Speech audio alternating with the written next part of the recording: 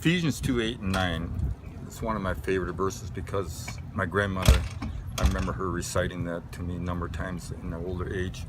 And it goes, "For by grace are ye saved through faith, not that of yourselves. It is a gift of God, not by works, lest any man should boast." Choose for yourself this day whom you will serve, whether the gods your forefathers served beyond the river or the gods of the Amorites in whose land you are living.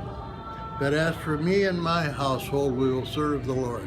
I especially like these verses because I know from my experience in life that serving the Lord, those folks who do seem to have a much more successful family life. Things are much better for them, and it's just a correct way to live and the way God intended us to live. I've been reading in 2 Corinthians the last couple of weeks, and a verse that really stood out to me in that time of study is this. It's 2 Corinthians 7 verse 1. "Since we have these promises, dear friends, let us purify ourselves from everything that contaminates body and spirit, perfecting holiness out of reverence for God."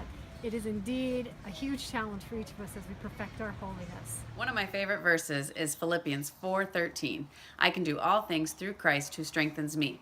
One of the reasons I really like this verse is that it reminds me what a privilege it is to be a Christian and know that I have a God that I can rely on to give me strength in all situations and all circumstances. My favorite Bible verse is Jeremiah 29:11. It's, "For I know the plans I have for you, says the Lord, plans for good and not for disaster, to give you a future and a hope."